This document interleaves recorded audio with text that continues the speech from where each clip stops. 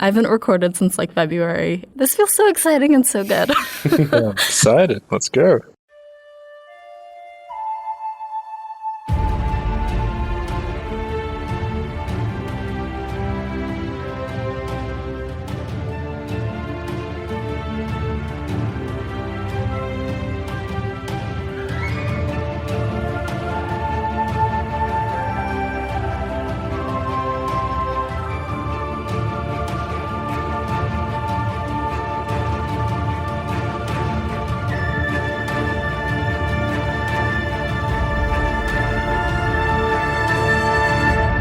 Welcome to Breakfast in Beauclair, a global Witcher podcast. My name is Alyssa from GoodMorhen, and I'll be your host as I, and our international hanza accompany Geralt of Rivia and his destiny, Cirilla of Cintra, across the continent. I hope you all enjoyed the new remastered Breakfast in Beauclair theme song, courtesy of Alex at Mojo Filter Media. It's been quite the season break. My parents and I never did take that vacation that I told you about on the last episode, but I have had the time this last 3 months to reset ahead of this new season, and I've got quite the content planned for you all.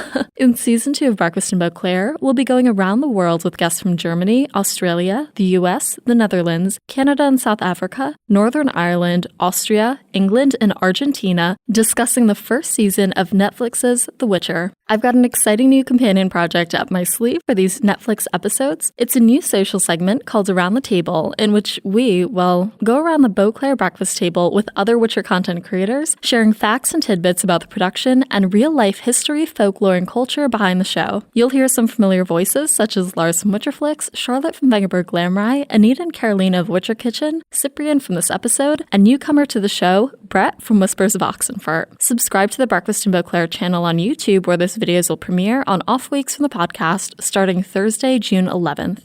I'll also be, doing my best to make sure that the transcripts are up for every single episode to upload. Thanks to Crizzy and Rochelle, you guys can go to breakfastinbeauclair.com/listen and find the full transcript for this episode right now. On the podcast page, you can also find links to things that we mentioned throughout the episode, such as the 2 fight scene breakdowns we reference in the second half, as well as the sources from Lars' segment, Tidings from Toussaint. Some of you may have seen my post across social media a few weeks ago, which announced that I will be donating the first 3 episodes of the season to our community. What this means is I won't be charging patrons for these episodes, and the usually patron-exclusive bonus content will be accessible to everyone for episodes 16, 17, and 18. So, I'll be welcoming new patrons to the show, starting with episode 19. Shout out to our current producer-level patrons, Louise of Covier, the owner of the Churlish Porpoise, Eric's the Godling, Katie the Redhead of Toussaint, Jacob B., Mahakam Elder Joe, Julie, Sylvia of Skellige, Jameson, Ava of Gullet, B. Haven of the Edge of the World, Jacob Meeks, and Sebastian von Novigrad. To access the free bonus content for this episode, head over to patreon.com/breakfastinbeauclair after Saturday, June 6th. As for this episode, our friends Cyprian from Berlin and Reza from Australia call in to discuss the opening of Netflix's The Witcher, episode 101, The End's Beginning. Join us as we break down the closing fight scene, draw comparisons to Andrzej Sapkowski's The Lesser Evil, discuss themes such as the effect of public perception, bring shame upon the name Caldemeyn the alderman, and debate the classic question, hey, what's an ultimatum? In our mid-episode news segment, Tidings from Toussaint, Lars from Witcherflix shares a ton of casting news and production updates for Season 2 of Netflix's The Witcher. Without further ado, let's get to the discussion for The Witcher, Episode 101, The End's Beginning. Welcome to Breakfast in Beauclair. My name's Alyssa, and joining us today are Reza from Melbourne and our returning friend, Cyprian from Berlin. Hey, guys. Hey. Hey. How you doing? I'm good. How are you? Not too bad. Great. Glad to be back. Yeah, so Cyprian, you and I have actually met since your first time on the show. And back in January, I got to go to Berlin and actually meet you and Lars in person.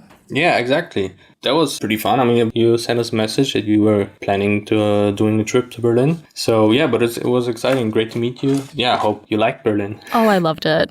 Some of the most memorable experiences of that trip was you taking me, my friend, and Lars and his girlfriend around Berlin and just showing us, I guess, everything that the city has to offer. And it was such a wonderful experience that I wouldn't have gotten from anywhere else. I think after I came back, I was like, oh my God, if any of the listeners go to Berlin, go find Cyprian. It was really neat. So thank you so much for that experience. Oh, you're more than welcome. It was a great pleasure. I love talking about the city.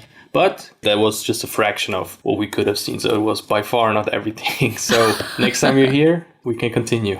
I'll have to go back for sure. Cyprian, actually the last time that you were on Breakfast in Beauclair back in September, we talked about this story, The Lesser Evil. Yeah, I was excited to have the opportunity to be back for the Netflix adaptation of that story. Because again, it's like really one of my favorite stories, if not my favorite short story in The Witcher. It's great. I mean, I'm just happy they chose to do it at all, you know. It really sets a good tone for the start of the series, just to introduce the world as a whole, you know. And the moral of the story is really brilliant. And Reza, for you, this is your first time on the show. Could you tell our listeners a little bit about you and who you are and where you're from? It is my first time. Firstly, big hello to the hanza.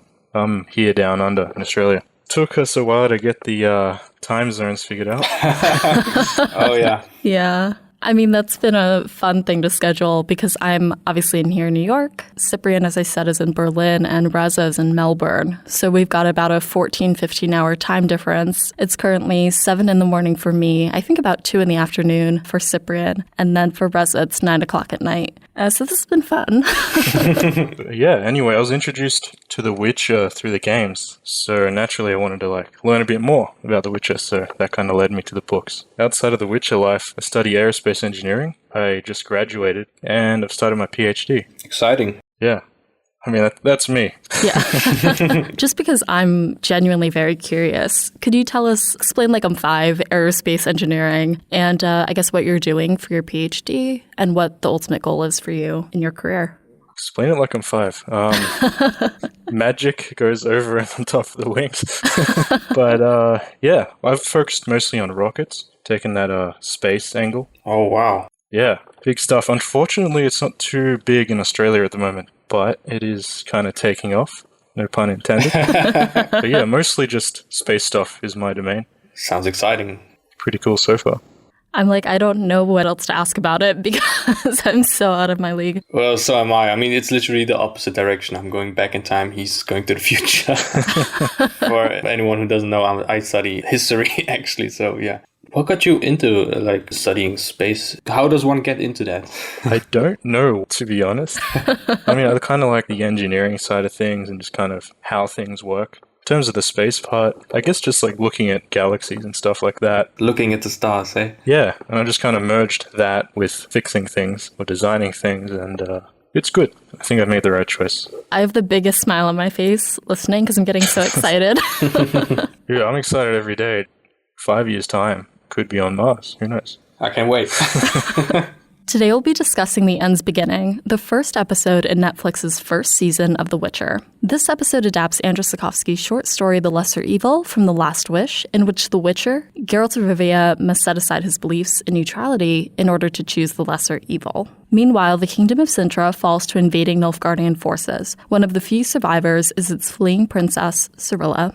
In this opening episode, we enter the world of The Witcher for the first time. The first scene that opens the series is a swamp fight. We as an audience start off in an area of suspense, and it establishes not only our main character, Geralt of Rivia, but also the baseline of normalcy for the world at large. What did you guys think of this swamp fight? I loved it. Yeah, I thought it was a really good hook into the episode. You kind of need that, and I think it hit the spot. Yeah, brilliant. It was just genuinely surprising, you know? It just comes out of nowhere, boom, in your face, like a Kikimaro. And jump scares. Exactly, with the music, everything. Perfect start for me. I mean, I was just instantly hooked. It just goes to show, it's better to show, not to tell, if that's possible, you know? They could easily just, done a scene where somebody's talking or he's talking to somebody, oh, you're a witcher, blah, blah, blah. Instead, they just throw in this scene and just show what he's all about, what he's doing. That's great. In the following scenes, Geralt looks for the alderman of this town called Blaviken. He enters an inn and faces discrimination by the barkeep and by a number of men in the bar, and then has a brief conversation with a woman who introduces herself as Renfrey.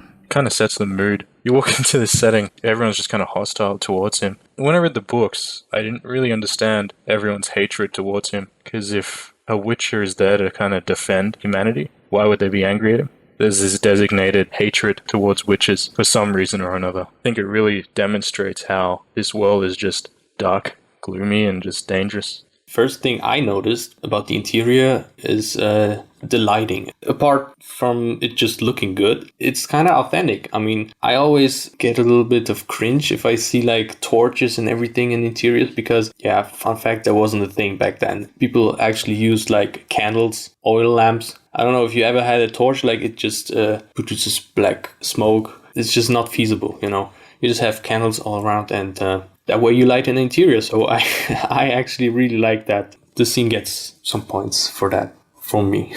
I think as Cyprian said, it does a nice job of showing and not telling here. We could have been told about the animosity toward Witchers, their history and their place in the world and their purpose. Instead, we do really just get to see that prejudice up front. Their dialogue here explicitly talks about they don't like him because he's a Witcher. It's a nice way of world building and establishing this specific character's place in it. In terms of Renfri, she becomes like an incredibly crucial part not only of this specific story and this episode, but also of the entire season as a whole. The effects of Geralt's encounter with her impact his actions throughout the rest of the series, as we'll see. Obviously, we know a little bit about how the story will end because we've read the books, but when Renfri first appeared on screen, what did you guys think about her? Good casting. I don't know, it just fits somehow for me. I don't know, just like the shorter hair, and that's kind of like I imagined her in my head, so great.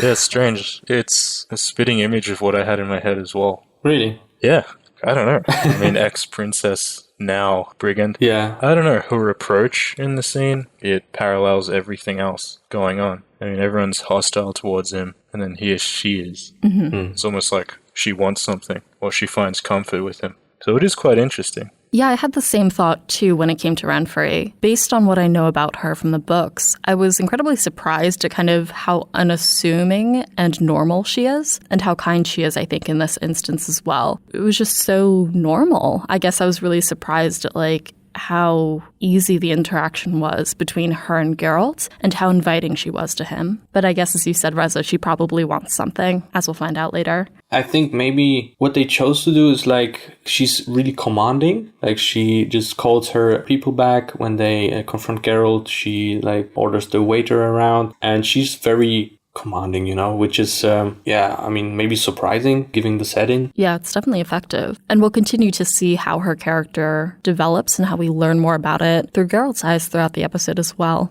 In the next few scenes, Geralt meets Marilka, who refers him to bring the Kikimora to Master Irian. And at Master Irian's tower, this turns out to be a sorcerer named Stregobor. Stregobor tells Geralt about the Curse of the Black Sun and asks him to kill Renfri. We arrive at Stregobor's place. Stregobor's crib. Yeah, I mean, he has quite a home, doesn't he? Yeah.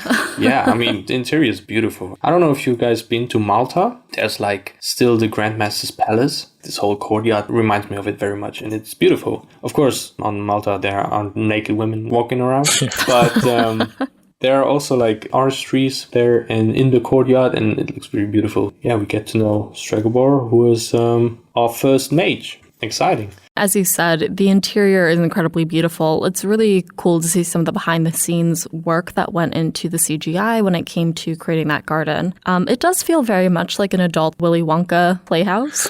Oh, yeah. That's a good way of putting it. Yeah, but it's very beautiful, and the outside is incredibly stark. Blaviken itself is very grim, which contrasts beautifully with the interior of this tower because everything is lush, it's green, it's warm. And it's so bright, right? I mean, especially in contrast to the tavern we've been to. I mean, it's just so bright. Yeah, I guess that kind of added to Geralt's suspicion that he's hiding from something, that he's just created his own world.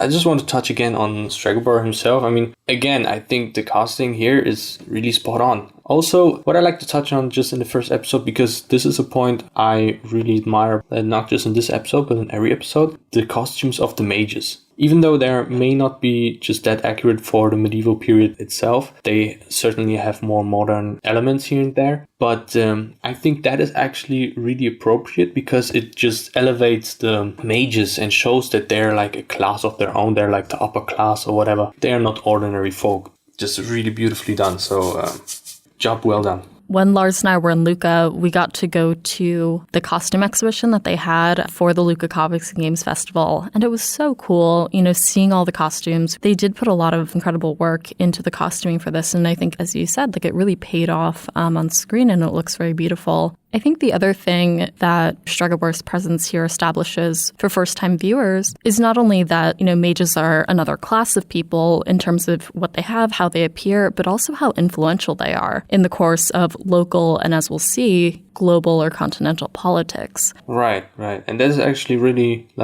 authentic in my mind. I mean, just imagine if we had mages in our world. Of course, they would be influential. Again, sorry. If you look back at history, the clergy, how powerful it was, especially here in Europe, they are basically like the clergy, but with real powers.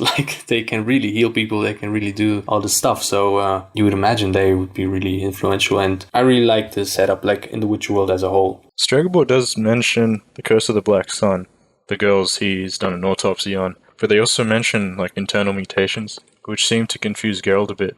He also talks about how destructive the girls associated with that curse are. He ends up using that information to try to persuade Geralt into killing Renfri for him. So the conversation between Stregobor and Geralt is the establishment of themes such as the lesser evil and destiny. I guess in the context of the Netflix show, could you guys talk about what this means and what he's asking for? You want to go ahead? First, we hear Geralt's speech at the end and how he doesn't really have a spectrum of evil. And we kind of see how it's testing his morality. I think that's the main idea of the lesser evil in this context. Yeah, I mean, see, that's why I really like this episode and this short story, because it's just such a heavy moral decision to make. Can you justify killing someone? Some may argue yes, some may argue no. I mean, Geralt, I think, is on the side that it's always the wrong move to do, if you can avoid it, of course. As Geralt does, he just stumbles into the situation. He didn't ask for any of that, and now he just has to choose. Stregobor says, yeah, it's the fate of the North, and are you willing to risk that? Implying that thousands of people will die and kingdoms will fall and everything. And Geralt is a bit skeptical because, how can one person just do that much harm, right? It's ironic because, Geralt he's human, but people don't see him that way. I mean, they call him all kinds of names, but the most humane response comes from him. Again, this is the first episode. It's 15 minutes in, and we have this really heavy dialogue, actually, about this decision he supposedly has to make. As Reza said, it just sets Geralt's moral compass. As we spoke about on episode 3 of the podcast, the moral philosophy behind the lesser evil really comes down to the trolley problem. Does Geralt kill one person in exchange for dozens or hundreds of people? At the end of it, we get this short monologue from Geralt about there's no such thing as a lesser evil in Geralt's case, and he'd rather not choose it all. The inclination toward neutrality, in this case, it ends up being the inclination toward inactivity, really drives the plot for the rest of the episode. It's not even as clear-cut as the trolley problem, because he has to take Stregobor's word for it. The only thing he has is Stregobor saying, look, if you don't kill her, she will kill me and everyone, and the apocalypse and everything will go to shit, And Geralt looks at him are you sure? Are you not exaggerating a bit here just to save your own skin? But so it's even hazier than that. Yeah, I think it's just hypocritical. I mean, assuming we take Stregobor as a human too, he's just slapping the word monster on Renfri's name. Right. I mean, witches are there to kill the monsters, but then they're shunned for it. Yeah, I think that's a really lovely layer to point out to this dilemma, Cyprian. The idea of trust, he has to take Stregobor's word for it. Meanwhile, he met Renfri. So does Stregobor's word overpower things that he's actually experienced with Renfri herself that still doesn't really help Geralt in kind of trying to figure out what the baseline truth is? Stregobor's stranger to him. It's just somebody who isn't your family member or your best friend who you trust blindly just tells you all these different things, and now you have to pick a decision, right? In the following few scenes, Renfri approaches Geralt at a stream, proposing him a counteroffer. Geralt urges her to leave her revenge behind and leave Blaviken. A couple scenes later, Geralt monologues to Rich about his morality. Renfri approaches and overhears and tells Geralt that she's going to leave. They sleep together. We overhear Renfri's prophecy as Geralt dreams, and then he wakes up alone in the woods. Well, you touched on Renfri's revenge. What does she want revenge for? It was just Renfri in Stregobor's history. I mean, we heard one side of the story from Stregobor, that she's like the most evil person ever. But then we hear her side. He's sent someone out, and they've done the most horrible thing to her. You can kind of begin to see where each of their hatred for each other is coming from. And I think it just puts Geralt in just a spiral. She was just driven out of her home because of the day she was born. She loses all of her possessions, her family, everything. Stregobor sent someone out to hunt her down, and before he did the deed, he also raped her, and that's when she took the opportunity and killed him and got away. Since then, she has this vendetta against Stregobor for essentially taking everything away from her. This is why The Witcher and the story in particular is so great. First you get this one side of the story from Stregobor, and I mean, you can see his reasoning. That's the main point, right? He has some reason, some logic. Then you get to see Renfri's point of view. You get to talk to her and she tells her whole story, and you just feel bad for her. And I mean, how can you not? And all because of what? Because of the day she was born on? You have hardly any evidence for the claims of Stregobor. You can also see her motive, but what does she want to do? She wants to kill Stregobor instead. So it's again this theme of, can you justify killing somebody? Both of these people have their motives. What's the deciding factor? Who has the better motive? Who had suffered the most from the other? It's just crazy. And I don't blame Geralt not wanting to choose at all, because it's just shit on both sides. And the thing is, Geralt is now plagued with this decision. Renfri returns by the next scene, and then she tells him, you don't have to worry about this. I'm going to leave. And now Geralt is seemingly relieved of the decision to choose between Stregobor and Renfri. You know, they sleep together. We get this kind of weird, hazy prophecy dream thing, something about like a girl in the woods. And then Geralt wakes up and he's by himself. And he realizes that Renfri's about to do something. His spidey sense are tingling. His witch's senses. The Force, destiny. He just knows, right? I don't know.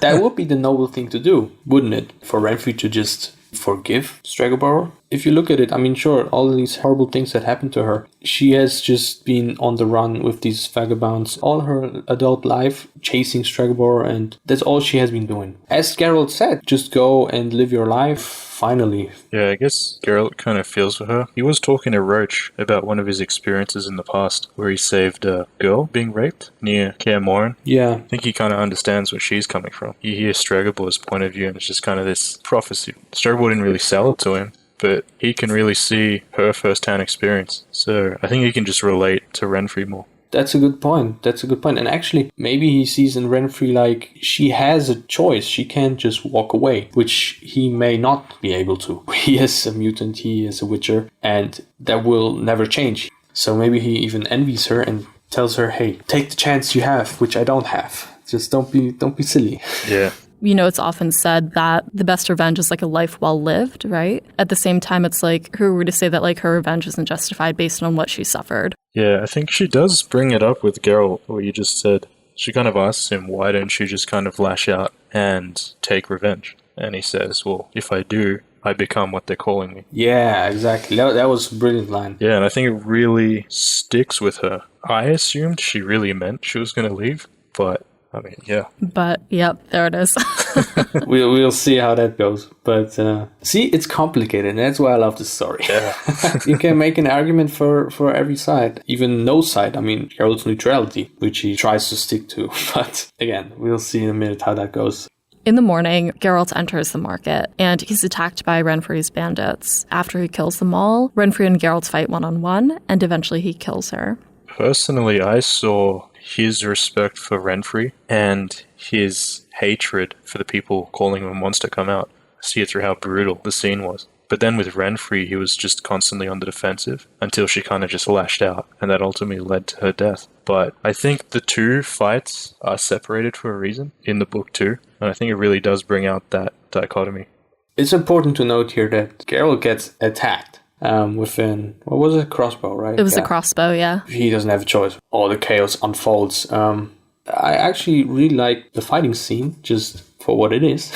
Again, it might not be most realistic in some regards. I just like it because the choreography as a whole. I mean, it's fast, it's violent, it's brutal.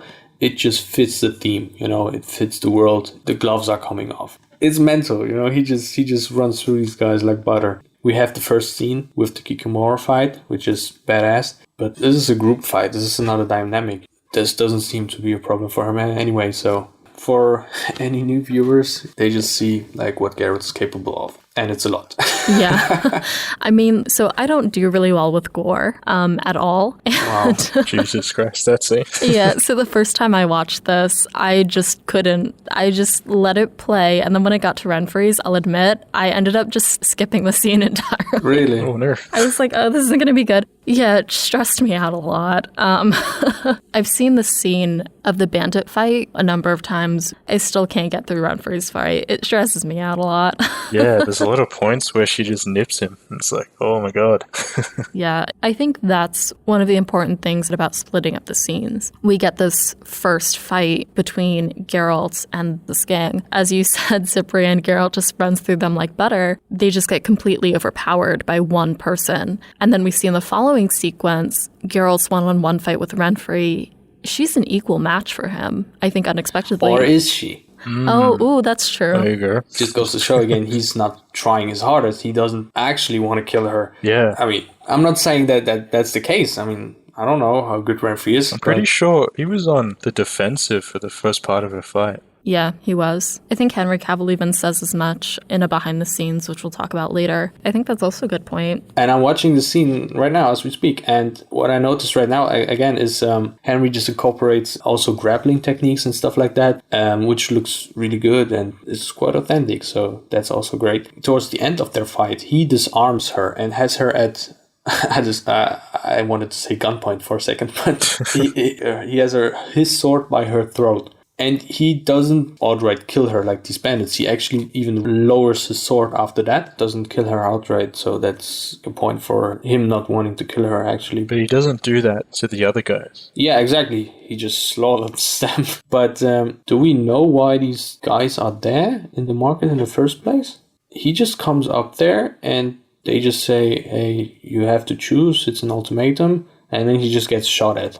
Yeah, it's not really clear here, to be honest. I think you outlined pretty much what we know, Cyprian. An ultimatum for what, though? They're just like, you gotta choose, it's an ultimatum, and then... Fuck. Yeah, he doesn't actually attack them first, so he's not the one that's actually making the decision. And then that's when he actually gets into the fray. Yeah, I wonder if they could have just stood there all day. Yeah. Yeah, who's provoking it? I guess they just assumed he was going to attack. But at that point, if you deflect an arrow, why would you even mess with the guy? Well, that's a theme, I mean, really common throughout the whole, like, of Witcher books and games. Like, why do people keep attacking him? Like, if some guy just, like, quarters 3 guys and sets their corpses on fire with Igni, I think word would get around pretty quickly. You don't want to mess with him. People come up to him and just want to fight him for whatever reason. That's a good point. I always ask myself that. Also, he just seems to be pretty famous, I mean, right? He gets the name of Butcher of Blaviken right here, right? Yeah, famous for the wrong reasons. Yeah, I guess infamous, you could say, of course. Yeah. But, see, that's another good point, Reza. He's known for slaughtering all these guys in Blaviken, so why in the hell would you go up to him and fight him? Yeah, well, I guess obviously they attacked him with the crossbow. But at that point, he's just defending himself. But to everybody else, he's the monster. Goes back to what Renfrey said. It's like, why didn't you just kill him? And it's like, well, then I'm the monster. He's become what they view him as. It's like full circle almost. But not really, maybe half a circle. In the last scene of Geralt's storyline, Stregobor enters the market after Geralt's slaughter and sees Renfrey dead. Geralt refuses to let Stregobor take her body, and Stregobor turns the townfolk against him, fulfilling Renfrey's prophecy and his legacy as the Butcher of Blaviken. Yeah, and all the people come as well. Actually, now that I think of it, it doesn't actually look that much of a market. It's just houses. I mean, where's the market? Nothing's being sold there. So yeah, I think it's just like a fun production thing. They recorded parts of these episodes twice and actually recast Renfrey between. So I think it used to be Millie Brady and then they recast Emma Appleton for the reshoots. But I think in the original version, there are like behind the scenes pictures where it did look like a market in the original version. And then now it's the center of Blaviken that we've already seen. Yeah, I did see that. They had an entirely different fight sequence. And then they've changed it to this one-shot one, which is pretty good. I think the key point here is Geralt threatens Stregobor. He wants to make an autopsy. So he wants to prove to Geralt that he was actually right and what he did was the right thing. But I think this just shows like Geralt doesn't care. He was pushed to doing this evil and he doesn't care if it's the lesser evil or whatever. He was forced to do something that goes against his convictions. Yeah, Renfri's situation was just purely coincidence. Miscommunication and a giant accident. But to Stregobor, man, looks like Geralt just did the job for him. It does get him back. He basically manipulates everyone to believe that Geralt did butcher everyone. It was really wonderful acting on Stregobor's part. You can kind of see his reaction, one, when he realizes that Renfri's dead, and then kind of a change in expression when Geralt stands up to him. As soon as he realizes the situation can be taken advantage of and he can twist it, he gets this really grim smile when he starts to turn the townspeople against Geralt. It's really masterfully done. Yeah, I mean, he knows that he can just take control of the entire situation. I mean, it's just completely unfortunate for Geralt, but what can you do in the end? Well, he could potentially just slaughter them all as well. Luckily, he doesn't choose to do that. If a townsperson falls in the woods, no one's around to hear it. Yeah. Because this is the establishing episode for the entire series, it's our first time meeting this character, Geralt of Rivia. What do you guys think this episode does really well in setting up who Geralt is and where his moralities lie by the end of the episode? I think this is the perfect way to set it up. I really can't fault Geralt's scenes at all. It really does a good job of summing up who he is, what his moralities are, and the world. And I think it just does an excellent job. Yeah, I second that. I may very well be a bit biased because one of my favorite short stories, but it's set for a reason. It's really powerful and it really tells you a lot about Geralt and his moral convictions. It's pretty clear cut. He's just Canada's Switzerland of this universe. He just wants to do his business and doesn't want to be bothered, right? But unlike Switzerland, he just stumbles and gets pushed into all kinds of messed up situations, and that kind of becomes a theme.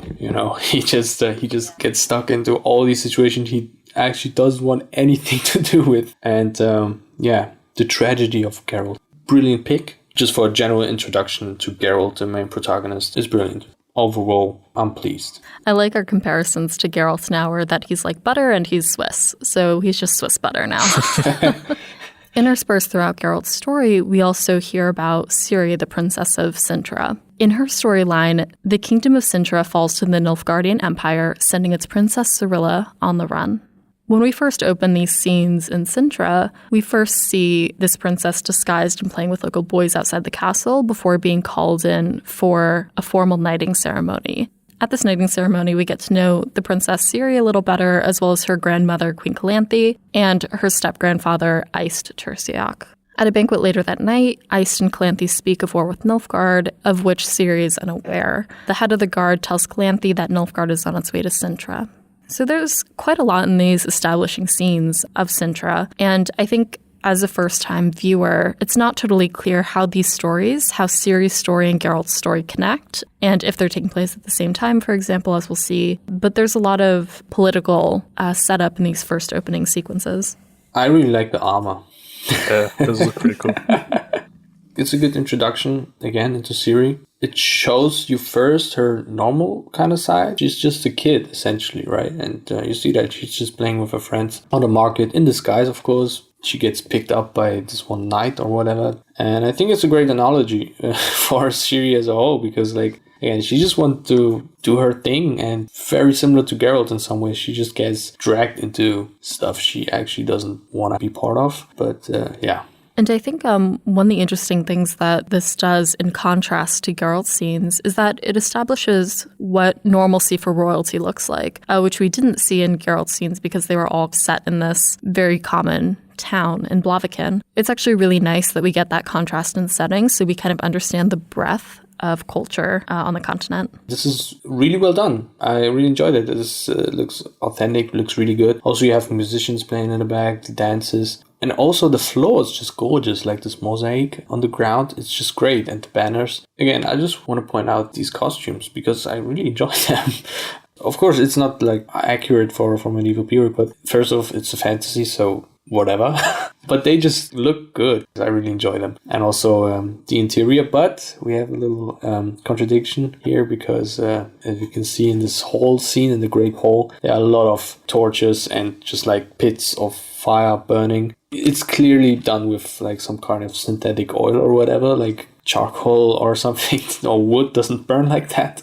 So you wouldn't have that even in such a grand hall. One thing though I just wanted to point out is that the walls look kind of really plain. There's just nothing there. It's just walls, right? In castles and palaces, actually, in the medieval time, most of the time they would be just covered in like paintings and murals and things like that just to decorate it. I mean, if you're just like an emperor or king and you invite people to your court, you want to impress them, right? Also, it just looks better. I mean, you have your home, you also decorate it, you paint the walls, you hang up pictures, and it's the same. Like, walls generally weren't just so plain. I know you, Alyssa, just actually have been to Dresden as well on your trip to Germany. I recall you really enjoyed the museum there and all the statues and everything. What's funny about it, nowadays we associate just this classical style of architecture and sculpturing with these plain white sculptures and buildings, and most of the time also not the case. They were painted. All these statues, they weren't just like plain white. They were painted in all different colors. Also, the Greek temples were also painted. And the castles. Most of the time when you today visit the castle, the interior looks just plain white.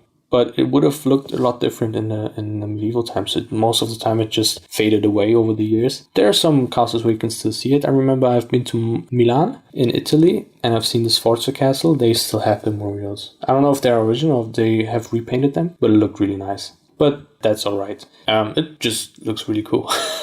Paints a good picture of the atmosphere and everything. Again, it's introduction. I just like the contrast between like Ciri's normal life and her formal life. I was just kind of impressed with the setting. Did a really good job on the CGI. As Cyprian pointed out, all the costumes. I mean, I don't think they could have done a better job. We did get to see the Cintran guard costumes in Lucca as well. The cloaks were made out of like a velvet material and they were all embroidered with the Cintran lion, which was really beautiful. Yeah, that looks really good. Yeah, I'll definitely have to tag pictures in the show notes when this episode airs. But when it comes to the plot, so there's a couple things that happen at the Cintran banquet. The most important thing is that we get an understanding that Cintra is about to go to war with Nilfgaard. This is a conversation that happens between Danek, the captain of the guard, Iced, and Calanthe as well. Queen Calanthe at this point is protecting Ciri from the knowledge of looming war. And this is really what brings us into the next few scenes and into the rest of the episode. The next scene shows the Battle of Marnadal, which we actually don't get to see in the books, but we do get to experience here with Calanthe and with Iced. At the Battle of Marnadal, Cintran and Nilfgaardian forces clash. Meanwhile in Cintra, Ciri anxiously waits in the castle with Mousak and her guard Laszlo. Iced is killed and Calanthe wounded, and the Cintran forces retreat. Are we going to touch on the Nilfgaardian armor? I mean, Oh no. We can. We can.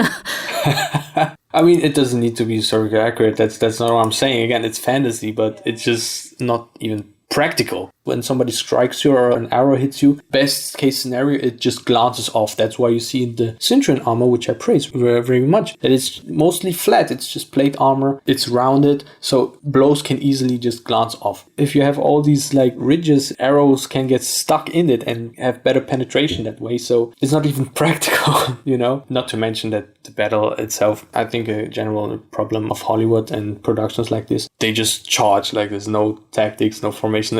Everyone just goes in and fights in duels, which wasn't how it works, but it's fine for the show because, again, we don't see this scene in the books at all. Yeah, I think it's just a passing sentence or two that explains it. It's good that they showed it, you know, again, it's show, don't tell. And just for something that was mentioned so briefly in the books, it's all right. You know, you don't have to go to great lengths to portray it. They just show, okay, here are the two forces, they fight. The Cintrans lose, so... What would be the difference between, let's say, this battle versus a historical battle during this time period? I mean, look, people generally don't want to die, okay? You just have to keep that in mind. So the best thing you can do is at least just like form a line with your men. let's say you have 3 guys who stand in one line. Everyone holds just their shields up, and one guy from the other side just charges in. You have 3 guys who can strike him, and everyone protects themselves with a shield. And yeah, if you have just like this big melee going on with everyone just crashing into each other, horses, men on foot, everyone just pairs off into duels. It's just like a brawl. You could hit someone in the back. You have no way to just coordinate anything. If you have like specific regiments, a front line, you can have cavalry coming from one side and attacking the flank of something. You can coordinate like ranged units like archers, for example, or crossbowmen. If you have just like one big melee going on, if you give the order to fire at the enemy, of course you will hit your own men because everyone is just in one big pile. So you can't effectively skirmish at all, which was a big thing of medieval warfare. So again, for the purpose of the show, it's all right. If you're watching it normal and you're not a history nerd, you don't need to get into that much detail. I think we'll circle back around to this plot point in episode 7 or 8, but we're told before this battle starts, the Cintran forces are expecting reinforcements from Skellige. Yes. Leader ships or someone? Yeah. Ultimately, that reinforcement never comes. I think it does a good job of just showing this is how big the Nilfgaardian army is. It's so big, they can just be expended. They're like lined up on a hill. But then you're like, oh, okay, that's not too many. Then you see this other hill, and they're all lining up again. Suddenly there's 2 lines. Yeah. I think the scene just shows what they're up against and just how screwed they are. Also, now that you mention it, because I completely forgot about the reinforcements from Skellige, like, what was the plan here? I mean, they're coming by ship. They are fighting on land. I don't see any beach, anything. Like, what was the game plan? Like, wouldn't it be easier to just like move back to the city and defend the walls and everything? Because it's much harder, even if you have a bigger army, to just like storm a gate or something if there's actually people defending it, of course. Then you could have the Skelligans just disembark somewhere and just march, and then you can attack from the castle and the Skelligans from the other side, and you'd have an encirclement. Again, I'm overanalyzing this really short scene, but for how calculated Calanthe normally would be, that was not her brightest idea. Just charge the Nilfgaardians. Yeah, her ego got in the way a bit. That could very well be true, yeah. If any listeners haven't read the books, I guess some supplement from the books would be helpful here. Cintra is located at the mouth of the Uiger River. They don't really show this on the show at all, actually, but Cintra is meant to be on the coast, presumably in decent proximity to Skellige. But I don't really have a good answer for why Calanthe would have done that there, unless it was to prevent any sort of damage to the city itself. Which failed spectacularly. It does. Cintra unfortunately falls, and this begins at Marnadal. On the battlefield, Iced is killed. Calanthe is brought back to the castle, severely wounded. Mousesack, in the meantime, uses magic to protect the castle from attacking Nilfgaardians. At this point, we really just see the fallout of this battle. Nilfgaard's siege of Cintra continues on into the night. Mousesack's defenses eventually fail, and Nilfgaard breaches the gate. We're moving into the last steps of defense, which is what we see throughout the rest of the episode.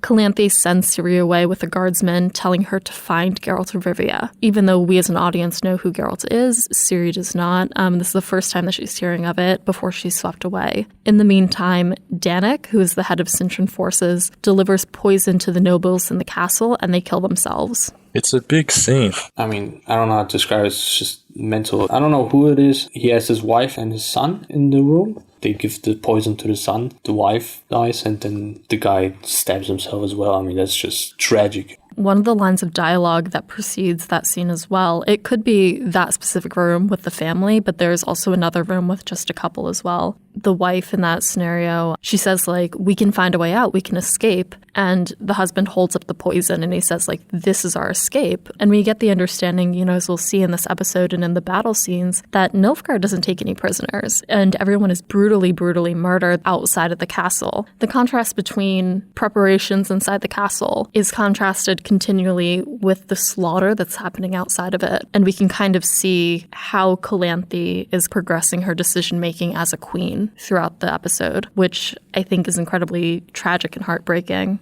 I think these scenes really just come down to the desperation of Cintra and ultimately of Calanthe as well. When I was reading the books and watching the show too, I did kind of see this as destiny essentially catching up with her.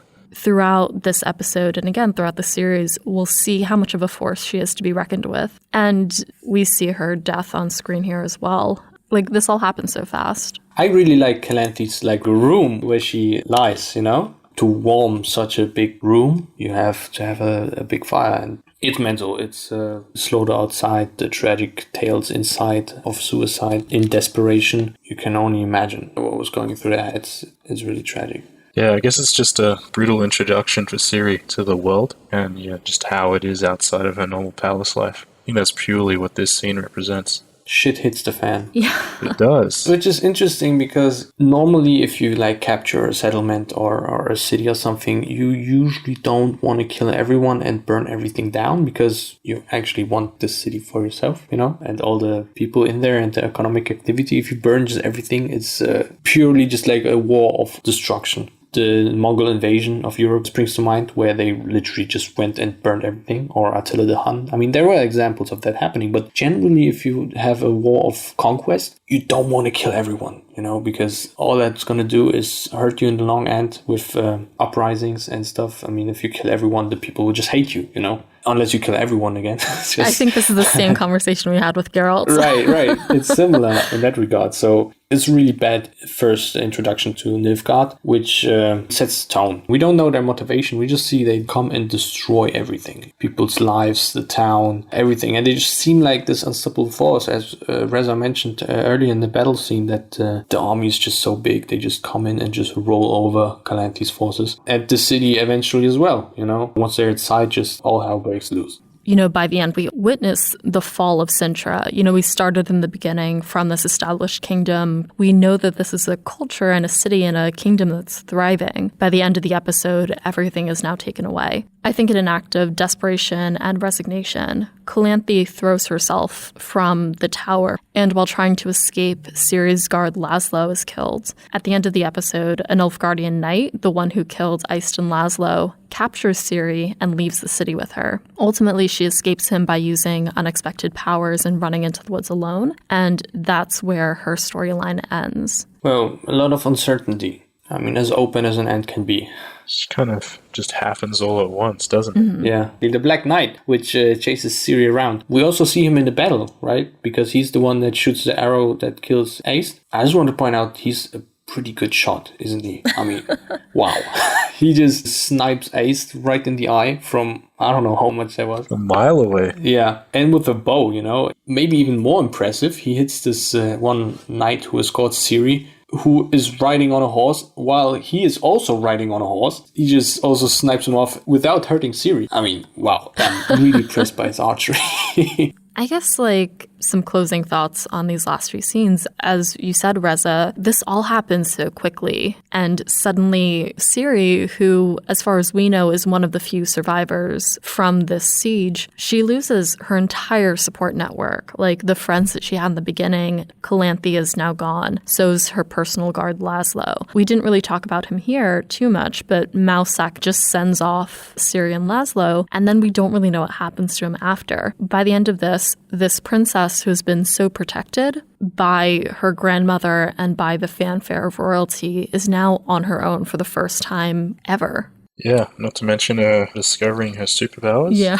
I think it was a pretty good introduction to her magical side. I didn't imagine it would be that powerful to split the earth, but pretty impressed with how they've handled it. I think we should also point out that there's two different timelines going on. Even for me, I wasn't a bit confused when I first watched the first episodes. Yeah, I think there's a very brief hint, but only in passing. Ciri at the banquet tells Calanthi, "Didn't you win your first battle when you were my age?" Meanwhile, in Geralt's timeline, Renfrey says Calanthi of Cintra just won her first battle. They're so quick, and I think that any viewer would not have picked up on that on the first watch. Yeah, I know I didn't. Yeah, it's like a 2-second scene. You blink and it's gone. I think there was another one. Mousak mentioned the Curse of the Black Sun and how a mage was imprisoning all these princesses. But yeah, again, I mean, if you just miss it for a second, it's gone. What they could have done that would bring maybe more clarity to the average viewer is just a little overview of the city, and then just Cintra, this and this year, for example. And then for Geralt, Blaviken, this and this year, just to distinguish them better. I think Lauren, the showrunner, did mention that she wanted it to be a bit more thought-provoking. And I do kind of understand that point of view. And it really did work. I came back 2 or 3 more times to watch it, just to kind of understand it and grasp the show's narrative. A lot of my friends did that too. I think it was a good hook, but yeah, I mean, maybe a timeline. Yeah, Netflix did. They made an official one. Yeah. Okay. I'm just saying would have been maybe nice, just for a little bit like of orientation. Okay, this is going on here and this is just like something else, which will intertwine later on, which we'll discuss later in the other episodes. So we're not going to go into that, but yeah. Yeah, I think for the purpose of this show, based on what Lauren Hiswick, the showrunner, said, is that she wanted to establish Ciri and like this third part of that trio, who they were independent of Geralt before they all meet. Like in this medium specifically, makes sense. I think at first I wasn't sure about it, especially because I was so close to the source material. But after having sat with this for now like 7 months, I think it does ultimately make sense. But as both of you have kind of suggested, some sort of orientation would help the viewer, I think. Something as small as date and time markers and place markers would have at least helped with comprehension. I don't think that would have taken away from the goal of making something that's thought-provoking. Exactly. Maybe they do it in season 2. So we'll end up coming back to the fall of Cintra around episode 7. We'll get to see this story from another perspective as well, which makes it really interesting and definitely does color our interpretation of this first episode really well. One of the most important parts of Ciri's storyline as well is that it establishes the outcome of the primary political conflict of the season, which is the war between the northern kingdoms and Nilfgaard. It's interesting, as I said, because this tells us what's going to happen, and then we kind of go back and figure out what the cause of it was and how it came about. I think Ciri is just purely world building and introduction. I mean, we don't get this heavy moral conflict that we do in Geralt's storyline. Of course, we have horrible and morally questionable things happening in Ciri's timeline as well. But that's pretty clear-cut. I think we can all agree on that war is bad and should generally be avoided. So does mass murder and sacking of cities. I think it just does a good job of setting up the whole situation Ciri finds herself in. Yeah, it does set the tone of the narrative pretty well. Exactly. The way that Geralt's stories are structured throughout the series, they're very much monster of the week. Yeah, they stand alone pretty easily, this one with Renfrew included. I think the difference between Geralt and Ciri's storylines in this scenario is that we're only seeing a very small part of Ciri's hero's journey, and we're just seeing her in the very early onset of it, where she is now sent into chaos, which sets us up for a very nice arc throughout the rest of the season. Before we jump into our standout parts of the episode, we're going to hand it over to Lars from Witcher Flicks for recent news on the Netflix show. When we come back, Cyprian, Reza, and I will continue our discussion of the end's beginning.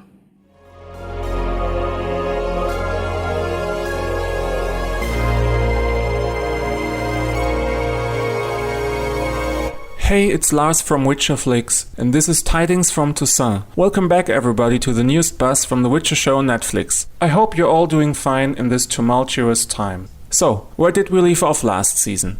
Back in February, we learned that several new characters had been cast for season 2 of The Witcher. Among them were Witchers such as Lambert, played by Paul Bouillon, Cohen, played by Yasin Atur, and Eskel, played by Danish actor Thue Ersted Rasmussen. So there will be a lot of action set in GoodMorhen next season. But I think you noticed that one very important Witcher was still missing. But this finally changed. Vesemir, Geralt's mentor and father figure, will be played by Danish actor Kim Bodnia, known for TV shows such as Killing Eve or the Netflix original The Letter for the King. Netflix's official press release describes Vesemir like this: a charming relic of the Witcher Golden Age. Vesemir is the oldest and most experienced Witcher in our series, as well as a father figure to Geralt. As one of the survivors of the massacre at GoodMorhen, a haunting slaughter that nearly exterminated the Witchers, he is fiercely protective of the remaining few, who he sees as an endangered community who can find glory on the path to slaying monsters. The list of other characters in Season 2 we know about has become even longer too. Previously, we already knew about Christopher Hivju playing Nivellen, the cursed man from the short story A Grain of Truth,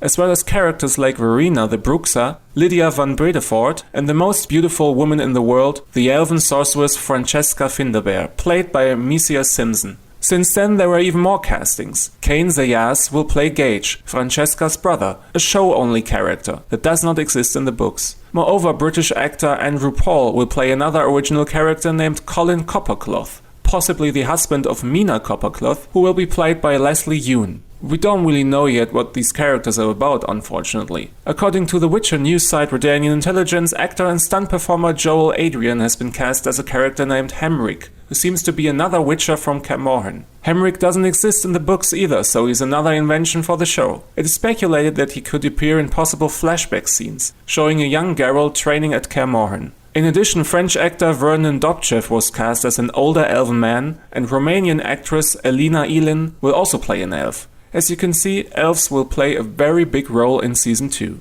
The final big casting rumor is for another very beloved character of the Witcher franchise, appearing in Season 2. Redanian Intelligence revealed a transcript of a new audition tape for a character codenamed Queen Mabel. There's only one character in the books whose name sounds similar to this one. It is of course Meve, the queen of Lyria and Rivia, who has some very important and iconic scenes in books such as Blood of Elves and later in Baptism of Fire. And please allow me at this point to give a little shout out to the CD Projekt game Thronebreaker The Witcher Tales, a mix of RPG and Gwent card gaming where Queen Meve is the main protagonist. It is an awesome game and perfect to prepare yourself for Season 2. Anyway, Queen Meve's appearance in Season 2, which adapts the first book in the main saga called Blood of Elves, could suggest the appearance of the famous council scene at Hagge Castle, where the most powerful kings in the north met to discuss the political situation on the continent. This of course would also suggest that King Foltest makes another appearance, and also the introduction of other kings, like Visimir II of Redania, Demavend III of Edin, or Henselt of Cadwyn. I'm absolutely in favor of political scheming in Season 2 of The Witcher.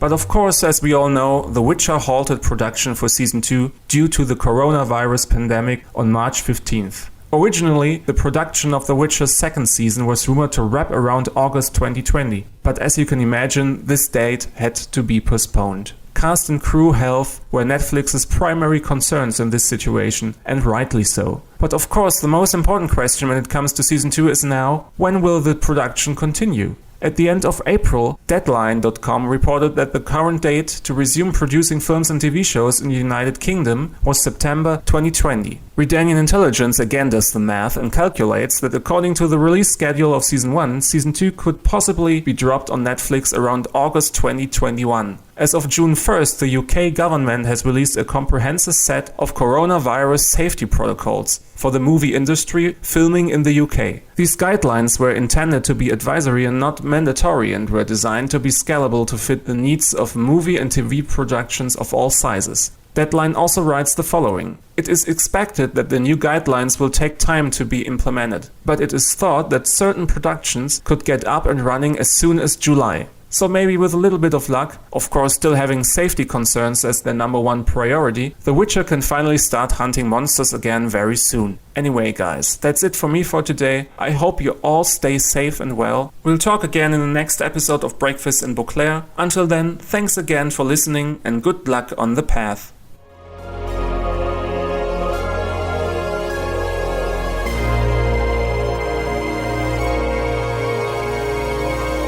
Hey everyone, welcome back from the break. I'm here with Cyprian and Reza discussing the ends beginning from Season 1 of Netflix's The Witcher. When we left off, we broke down the plot of the episode, and now it's time to dive into the key points and themes that interested us most. For today's discussion, we're going to focus on the scene where Geralt enters Blaviken and is attacked by Renfri's bandits. Renfri and Geralt consequently fight, and he kills her.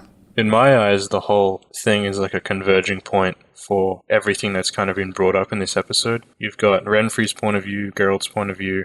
Geralt, usually a bit more defensive or closed off, now just kind of snaps when they attack him. And it goes back to what Renfri was saying, why not attack them? Why not kill them? If they're constantly calling your names and standing up against you. And he's like, I become what they say I am. And we see that come to life here. So yeah, it really is a converging point for the whole narrative. It is, and actually, this is quite ironic because the point Renfri implies is that, well, they treat you like shit, so why not treat them like shit or kill them, resort to violence, which Geralt doesn't really do. I mean, he gets attacked, he doesn't attack them because they're mean to him, So, again, as Geralt often does, he gets thrown into the situation, kind of. Sure, he brought his sword and everything, but he wasn't the one that was starting the violence. So, yeah, he's basically just defending himself. I mean, of course, this is the event which gives Geralt his nickname, Butcher of Blaviken. Yeah, and to normal people, it just kind of solidified the fact that witches are evil, even though they're not. And that definitely wasn't Geralt's intention. But yeah, he's just been tossed into this whole situation. Absolutely. It's tragic because at the end of the scene, the citizens of Blaviken come back and all they see is Geralt with his bloody sword and a number of corpses laying around. So, I mean, make of that what you will. And we'll be able to talk about this a little more in our comparison to the books. But as you said, it's kind of unprompted, despite the fact that they tell him it's an ultimatum, make your choice. And then they're the ones who attack first. Yeah.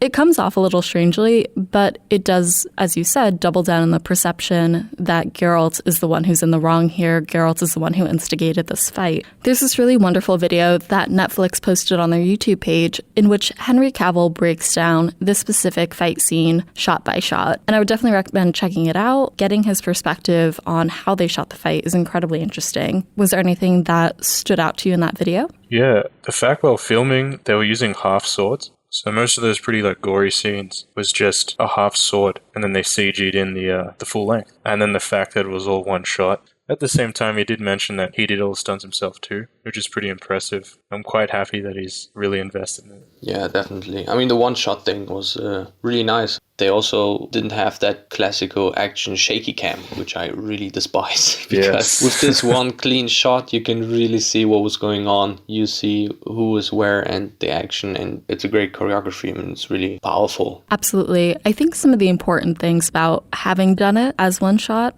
you know, from an audience perspective, it's easy for the viewer to follow along, which is nice. And then I think the other thing, it solidifies our understanding of his skill set. This is the first real fight that we're seeing Henry Cavill as Geralt in. As new viewers, we get an understanding of what his skill set is and how adept he is at swordsmanship, which sets us up really nicely for the fight to follow. Yeah, definitely. It was all beautifully choreographed. The fight choreographer for the show was Vladimir Furdik. But this specific scene between Renfri and her gang was coordinated by Wolfgang Stegerman and one of his assistants. Do you know actually what Wolfgang means in German? What? I mean, first of all, it's said Wolfgang. And it literally means the wolf's path or the wolf's walk. Wow. Wolf is wolf. I mean, it's not that far. And Gang is the walk to go somewhere. It's quite a fitting name if you think about it. It's very poetic. Sapkowski should have called Geralt Wolfgang. I know, right? Hashtag Wolfgang. And in the shot-by-shot video, Henry Cavill says that Wolfgang had a very specific vision for this scene. And one of his coordinators, who I believe is also in the Blaviken fight as one of Renfri's bandits, will be taking over stunt coordination for next season. Oh, great.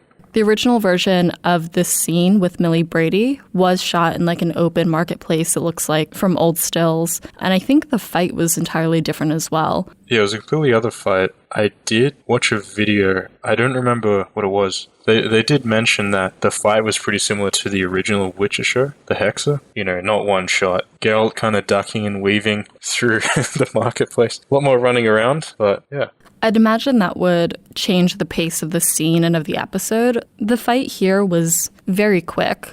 As soon as Geralt left the woods, we went straight into the next fight, and then we went straight into the fight with Renfri. So there was very little breathing room when those scenes actually happened, but the rest was incredibly action-based. Yeah, it is good that they tell a narrative through these. With Renfri's gang, we see how precise and accurate he can be and just clear that many people. And then he can get into a much more, not intimate, but a much more heavy one-on-one. He just gets sloppy. He did get fluffy. He got a few nicks here and there. Oh, yeah. There was one other video that you guys also referenced. Would you be able to give us a TLDR of that video?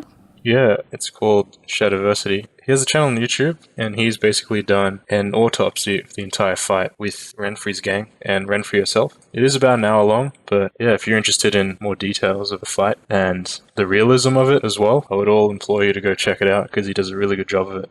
Again, in this video, was there something that surprised you that you wouldn't have known otherwise? Well, he does a lot of other breakdowns for other movies, and most of the time, especially in a medieval setting, there isn't much realism. Like, they just kind of swing the sword around in a fancy way, where in reality that would have broken your wrist, for example. And a lot of the armors are impractical. So he does mention that The Witcher does pick up on a few things that are quote realistic. So it is good to see them adopt those sort of things. But as we know, witches do fight sort of in a way that almost resembles dancing. This dance-like fighting style makes the flow of the fight really rhythmic. Again, I think like fantasy and especially The Witcher is one of those series which can kind of get away with these quote-unquote unrealistic fighting styles, stuff like spinning and pirouettes and stuff like that, because The Witcher, he has like enhanced speed and reflexes and all that stuff. This is shown really good in this fight. I don't want to say missed in the Kikimora fight at the beginning of the episode, but against 7 opponents, you could say 7 dancing partners, so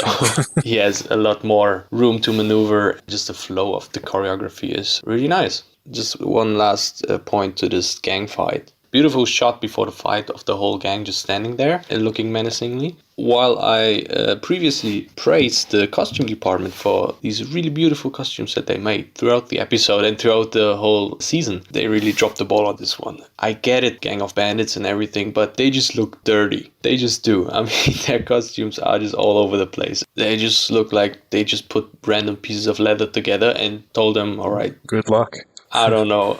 I think that's one of the things that I was thinking about when I reread parts of the Lesser Evil short story this morning. We get to know the bandits, Renfrey's gang, on a very individual level. We know their names. We know a little bit about where they came from. We have characters such as like 15, No Horn, the twins, Cyprian, a half-elf, versus in the show they're incredibly nameless and like to a degree kind of faceless. Even I remember what the half-elf looks like because you saw his ears, you get that shot around the crossbow. Wait, the one with the crossbow was the half-elf? Yeah, you see his ears. Didn't even notice that. That's something that I picked up on the first time I saw it. I was like, ooh, an elf. I was waiting to see which one Cyprian was, so I was excited when I saw it. Oh, wow. But the rest of them, I genuinely don't remember their faces. So I think that might be part of the costuming decision as well. I would imagine that those suits had to be more practical than flashy, but I don't know. I would have liked to see more of their personality and get to know them because I think that would have made this fight harder as an audience member. Yeah. You get more invested in them. And it's not even about being flashy. I mean, any of you guys like to wear dirty clothes? I don't think so. And people back then, they weren't any different. Even though hygiene was, of course, worse back then, it was still there, like the basics, like washing your face. And when your boots are dirty, you clean them. So, yeah. Again, who knows if this was considered when they were actually in production. But as I was reading the books this morning, it does mention that people know that they're from Novigrad based on the way that they dress. You might be able to speak to this, Cyprian, because I don't have the show in front of me. But I don't remember the way that they dress being very different from the way everyone else in Blaviken was dressed.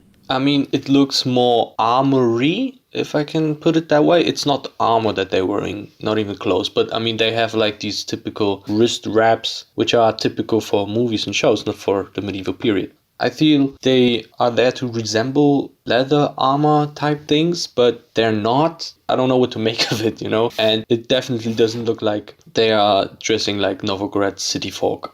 I guess it just shows that they've been on the road for a while and they got to kind of ride light or walk light or however they get to Blaviken. Yeah, it is what it is. And we'll get the opportunity to see different kinds of armor throughout the season. Examples I could think of are Taya and Vea in episode 6, Rare Species. I just recorded yesterday episode 7 before fall, and we had a brief conversation about Vilgefortz's costume there as well. We'll continually see different variations of armor, whether that's traditional, like the Cintra guards, or very untraditional.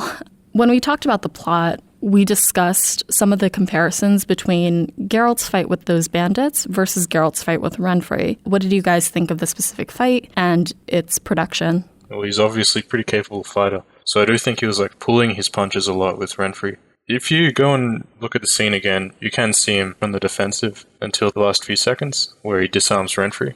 So from a narrative point of view, we can kind of deduct he didn't want to kill her. And I think Henry even says as much in that shot-by-shot video, that it was definitely a defensive fight on his part. Yes, I think we see Renfrey nick him a few times too. He didn't not have a reaction, but he really tried to contain himself and not lash out. I really enjoy the Renfrew fight, just for the flow of the fight and the action scene. It's great. You have these kind of shows where, again, like Reza mentioned earlier, where they just like swing at each other at the air in front of them and just parry. this fight, I mean, it looks on screen like they are hitting to kill, right? However, you can see throughout their fight, Geralt restraining himself. And there are a few times where he tried to restrain her, because there are always these few seconds where they just like lock blades and exchange a few words or something. And then he gets nicked with the dagger by Renfri. Especially in like bladed one-on-one duel situations, one of the most important things is movement. Geralt only gets hit when they stand still and cross blades. Like, you generally don't want to do that. Just standing there, it makes you vulnerable. And I praise them for that as well. I mean, he just gets punished for that every time. And arguably, these are the only times she gets him. Because when he is in fight mode and he is evading, when he's doing his thing, she can't do anything to him. He's just too good, yeah. Yeah, I think at one point he does grab her dagger too, and she cuts him. Yeah, he kind of has that look on his face, like, come on, you've lost. But she keeps going. It is an interesting exchange. As you said, he basically disarms her. I mean, this is pretty much the ultimate move to defeat an enemy, but not kill him. Of course, she still has her dagger, and we see how that goes. He holds her at knife point or sword point or whatever, but she again lashes out. His reflexes kind of take over, and in one smooth motion, he just redirects her knife and kills her, basically. So it kind of resembles the tragedy of the whole situation. And, well... Yeah. I really like the sound design too. You really hear the deflection from the swords and just it swinging so hard through the air, making that whoosh sound. It sounds really powerful, yeah.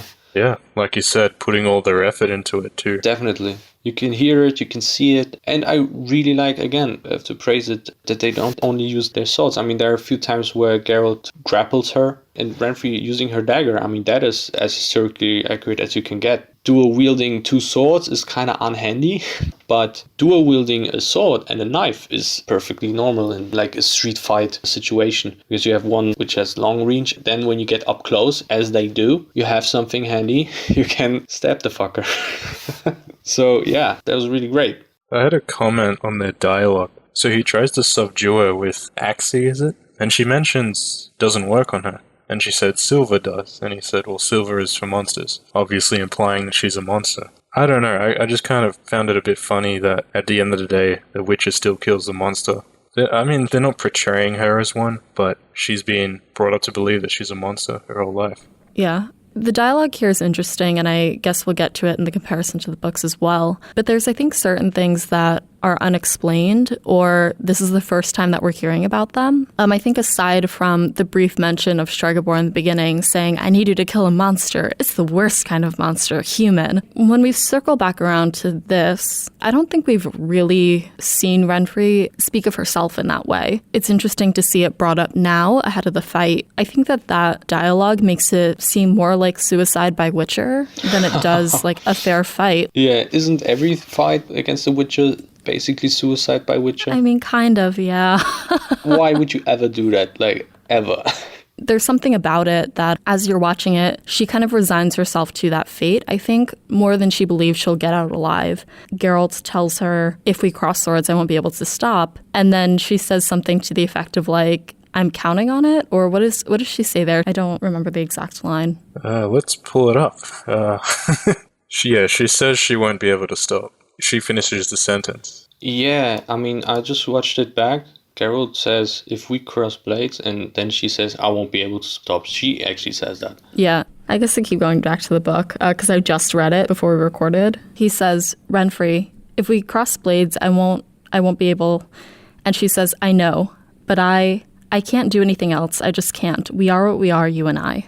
Yeah, she kind of does mention that. She says, they created me the way they created you. That kind of confused me a bit because I don't think she went through the trial of the grasses or anything, but I think she is just referring to her mutations, I guess, or that the environment around them has just forced this image upon them that they're the monster, that they've made them the monster. That's a good point, yeah. Just public perception. Yeah. I mean, if you think about it, Geralt and Renfri, right? Because, like, if one person says to you that you're a monster, like, whatever, they're crazy, but if, like, 10 tell you that, 100,000, everyone you meet, are you crazy? Are they crazy? Like, you start to doubt yourself maybe. And I think Renfri started to believe that herself, especially with the line, silver does work on me, or whatever she says, implying herself that she actually is, in fact, the monster or a monster. And Geralt is kind of on the side, like, no, you can still make the choice yourself. What proof do we have that she has any mutations only the words of Stregobor. She doesn't do anything which is out of the ordinary. Yeah, I really think the point is that the public perception labels outsiders as monsters. Maybe not in like a literal sense, but it is really an outsider mentality, and it kind of gets perpetuated on them as well. Mm-hmm. Looking at the fight scene as a whole, how would you guys say it sets up Geralt for the rest of the season? So in terms of just his experience with the world, I think that doesn't change, but I think his experience with his morality and destiny, well, it changes him in a big way, because he's got this label now. He's the Butcher of Blaviken, and he can't change that fact. Like, he doesn't have a giant scar from that battle or anything like that, but the public perception is 100% determined there. Maybe some people didn't think he was a monster, but some people did, but now 100% of the people think he is. It does change him in that sense. Shit happens. Yeah. I mean, they basically chose this story to be Geralt's introduction in this series. And I think they chose pretty well. It introduces the Witcher in a very basic, fundamental way. Like, what is a Witcher? They show his profession, they show his skill set, they show what he does for a living, right? And they show his not too good public reputation. I mean, for Witchers as a whole and for Geralt as well. And also, it shows introduction into the moral ambiguity of the Witcher series as a whole. What it is all about, what makes this special. They arguably could have done actually a bit of a better job. So yeah, but I guess we'll dive into that right now, actually. Yeah. Yeah.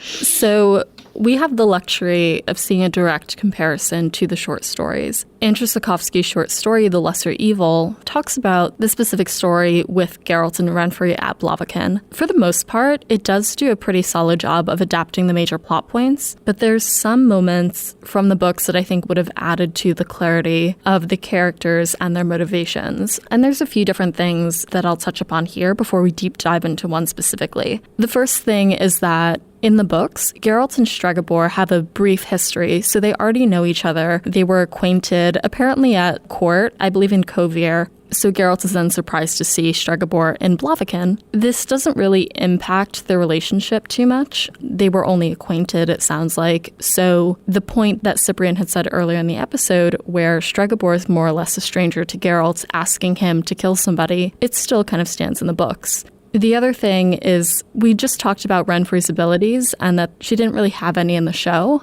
They're also a little more clear in the books. She's able to prophesize, which we do see in those weird flashback dream sequences, but it's not totally clear what those are. They just kind of keep recurring. And then the very last point, the one that we'll talk about a little more, is this thing called the Tridem ultimatum. I think there's another point, actually. Damn, what was he called again? The mayor of the town? Caldemeyn the alderman. Right.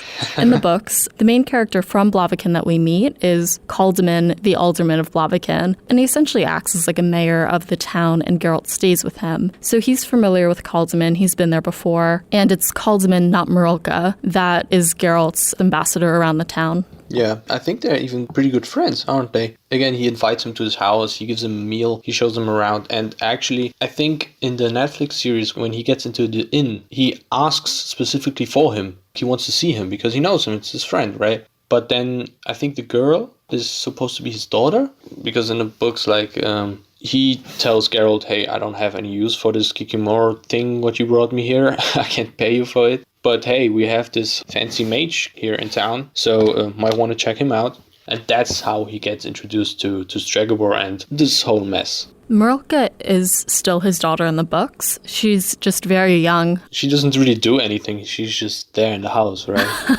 Yeah, she just whines a lot. Yeah. So that's about it. Yeah. I don't know. They just kind of replaced him with her, which is fine, I guess. But again, it's more of a personal connection with him, or it would have been in the show.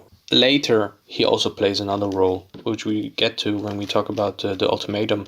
In the books, one of the plot points revolves around this event called the Tridem Ultimatum, and Renfri first brings it up when she visits Geralt in Caldemeyn's house in the night, so the equivalent of this scene would be when she goes to visit him at the stream. Geralt at this point is trying to talk Renfri out of killing Stregobor, but she's trying to talk him into it. She mentions that there are only two people who can stop the upcoming fight, either Stregobor himself if he surrenders to Renfri or Geralt. Her argument, which she doesn't then specify, is that she believes Stregobor won't be able to turn down this ultimatum, that he will have to make the choice. We get a brief scene where in the morning, Geralt is speaking to Caldemeyn at their breakfast table before the market. And Caldemeyn's gossiping with Geralt, basically. And he's like, oh, did you know that No Horn was part of this gang? 15 was part of that one. The twins have done some horrible things. And supposedly Cyril was at Tridum during the massacre. Geralt now hears this and he's like, what do you mean the massacre at Tridum? Caldemeyn is then surprised that Geralt hasn't heard of it. And apparently a number of years ago, Cyril and some other bandits were being held by a baron in the dungeons. In order to get the baron to release them, some of their comrades then went onto a boat in the Tridum River and then started slaughtering a number of pilgrims on board to get the baron to release their friends. Eventually the baron released them, but not after about 12 people were thrown off board.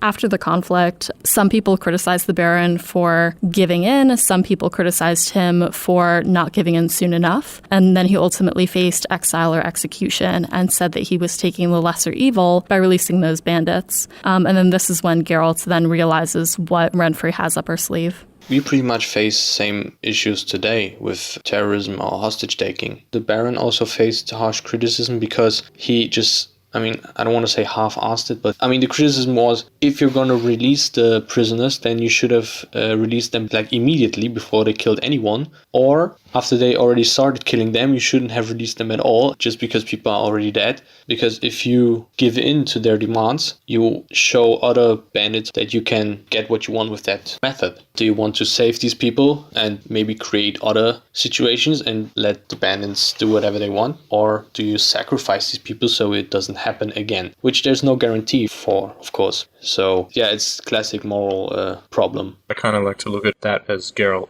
is in the position of the Baron now, because he is kind of pretty much the middleman, or which we learn soon. Yeah, it really is just a device to show here's what's coming. It is the main point of the whole story, isn't it? This is the moral question, this ultimatum. Because the thing is, they didn't actually leave it out of the Netflix series because it's there. In my opinion, they just failed to show it properly or to explain it. Earlier with the Caldemeyn. What was he called again? I keep forgetting his name. No, the name is Caldemeyn, but his position is alderman. Right. Caldemeyn, the alderman. He's the one guy who introduces Geralt and us, of course, to this whole ultimatum thing, right? To the whole problem. And they left him out of the show, so they left out his explanation of this thing, and they didn't replace it with anything either. So there's no one to explain what's really going on. The only explanation we get is what you mentioned earlier, Alyssa. There's one guy which just came in and said, hey, it's an ultimatum, get it? Hey, you get it? Yeah. First time I saw that scene, I just burst out laughing because it was just like, okay, it's just like the last ditch resort, just, hey, we need to get it out somehow. So this guy just steps in and says it and then gets killed. And not to mention, it's not really an ultimatum, as you mentioned earlier as well, because he says it's an ultimatum and then the other guy starts shooting. So, what kind of choice is that?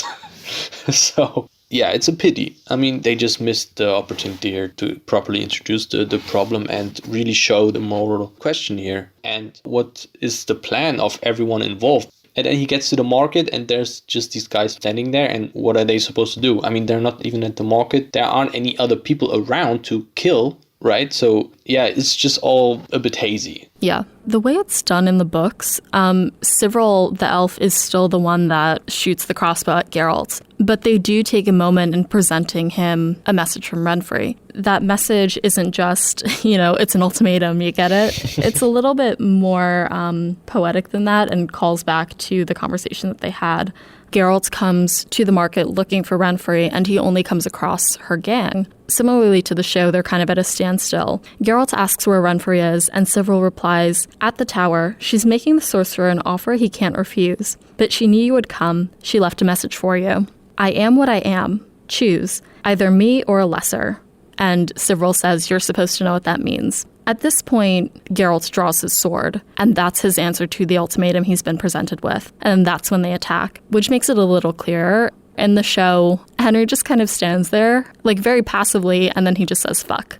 So as he does. Which is fine. Yeah, it just makes it feel like less of his decision, as we've spoken about, and more that they're attacking him preemptively. So I think that's a little unclear, that it was really his decision to get involved. I think some of the things that maybe could have been changed in production to make that a little more clear is, one, maybe to have it similarly to the books, where he draws his sword when he's presented with the ultimatum, or if it went the way that it did, if he started to, let's say, take a running start toward them before the crossbow went off and then deflected the crossbow in mid-run, that would then be more reactive on the gang's part as opposed to proactive. They could have done that, yeah, sure. I mean, the main issue I have with it is just that it's not clear enough, you know. We know the books, so we get it. Yeah, we get the ultimatum. But I have several friends who didn't know about The Witcher beforehand, and they were quite confused. I mean, they didn't catch on to this whole ultimatum. They just, okay, they're on the street, they're fighting. These are the bad guys. Geralt is a good guy. Whatever, he just kills them. All right, fine. They didn't catch the whole moral question which drives this whole scene and this whole story, actually. Which is kind of sad, really, because it's such a wonderful story and I can't praise it enough. It's one of my favorite ones ever. So yeah, it's just a missed opportunity. Yeah, I think part of it is it always seems like Geralt has an option to leave, but just doesn't take it.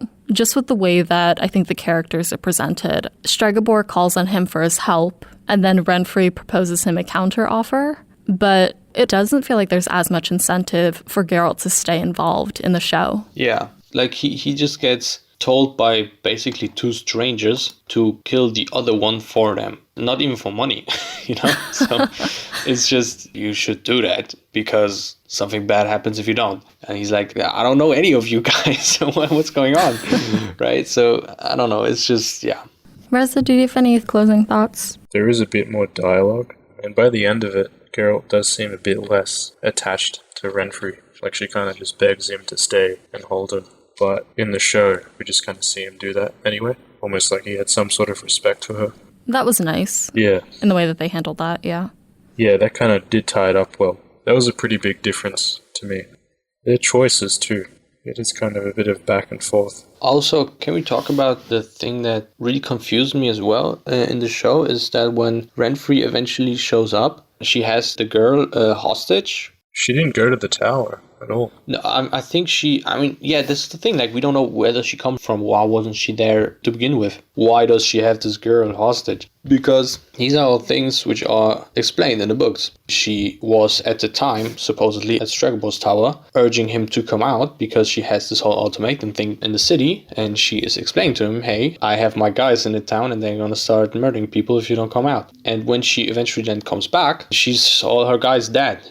Which actually points to a good point, which I think we discussed in the book episode, because we were discussing why does Renfri come back. The point I made was that probably because Stregobor caught her out on her bluff. Again, with his magic, he saw the scene at the market and Geralt fighting and killing all of her guys, and she didn't have anything. Her ultimatum was resolved in the sense that all her guys died. She could have just gone there and said, hey, I have my guys at the market, and Stregobor was like, yeah, right. How do I know? So she tells him, hey, use your magic, look at the scene, and then he actually sees Geralt killing all of them. We miss all of these things and these interpretations with the Netflix adaptation. They just chose to introduce her back into the scene with a hostage. She doesn't even kill her. I mean, luckily, she just tosses her aside and attacks Geralt. Like, I just fail to see, like, what's the whole point here? Why are they there? That was something that we spoke about. I guess Stregobor says, like, I saw it all from my tower, but we don't know for certain when he saw that, if he saw that before he sent Renfri away and just laughed at her. Yeah, we don't know that, exactly. That was just speculation on my part. Yeah, but when you brought it up in our first discussion of this story, it made a lot of sense. That if he did see the slaughter as it was happening, of course he would just laugh Renfri away. Supposedly, again from the book, Renfri tells Geralt that Stregobor told her that she could kill everyone everyone in Blaviken and the neighboring towns, and he still wouldn't come down. So that's when she kind of resolves herself and leaves. And we have no idea if her motive has changed to just leaving Blaviken outright. But it is when she then sees that Geralt has slaughtered all of her friends. Yeah, there's a whole lot of things going on under the surface in the books. It just gets lost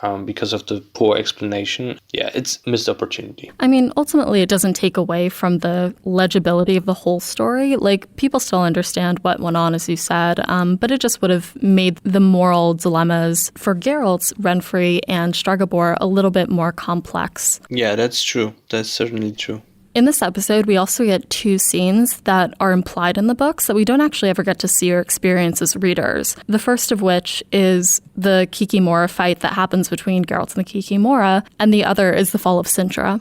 There's a few changes, and this one was actually really beneficial, I think, which was the very first scene, the fight with the Kikimora. I mean, it was mentioned in the books, but not described, because he gets to Blaviken with the dead Kikimora already with him. Really nicely done, and again, another sign of showing, not telling us what he can do. So it's a really good change, yeah. Credit where credit is due. Yeah, that's a good point. Yeah, showing, not telling was important, and I guess that could be a reason why they left the Tridem out. Just purely from like a filmmaking, I guess, point of view. Interesting. I mean, it's a point to be made, sure. And then the other thing that we see is the fall of Cintra. This is never seen in the books. We only hear some first and second-hand accounts of it in Sword of Destiny, Blood of Elves, and Baptism of Fire. But in the books, Geralt first hears about the fall of Cintra and something more from Dandelion, who was fleeing from Cintra while Geralt was trying to go south to Cintra. That's kind of all we get of it, up until we start hearing first-hand accounts. Yeah, and throughout Ciri's experience in the books, it is presented as like a haunting experience that follows her. I don't blame her. And it is pretty much a scar on her. Yeah.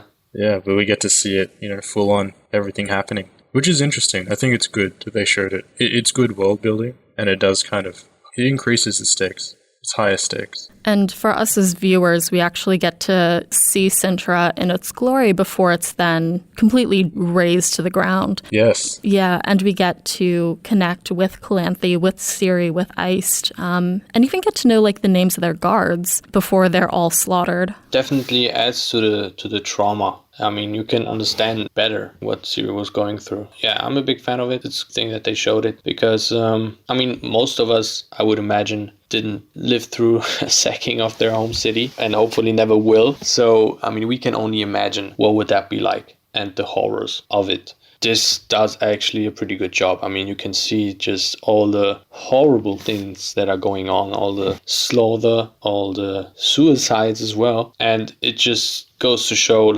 what Ciri was going through at such a young age already. She was pretty much lucky to survive it. Which I think sets the character of Ciri up really nicely for the rest of the season. As we'll see, her storyline throughout all of season 1 takes place in a much shorter time frame than any of the other storylines that we'll explore for our main characters. So a lot of fun stuff to cover in other episodes with both Ciri and Geralt, and as we'll see, a new third main character. Yeah, it's a great setup.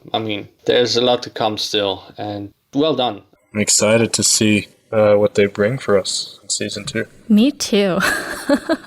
So that is it for our show today. Cyprian, Reza, thank you so much for joining us for this episode, and thank you to our Hanza for listening. So where can people find you, and is there anything that our community can help you with, or anything that you'd like to share with them? If you wanted to follow an aspiring aerospace engineer, so it's Resonator, REZANATO, triple R. I wanted it to be one R at the end, but Instagram said no. No, yeah, it's been a privilege doing this. It's been really fun. Yeah, it's great fun. I'm just glad I got to talk about this episode. Glad that worked out, especially with the time zones. I'm still chuckling about it. Yeah, hey, it was meant to be. Right? Next episode, join us as we discuss the following episode of The Witcher Season 1 and our coverage of Episode 2, 4 Marks.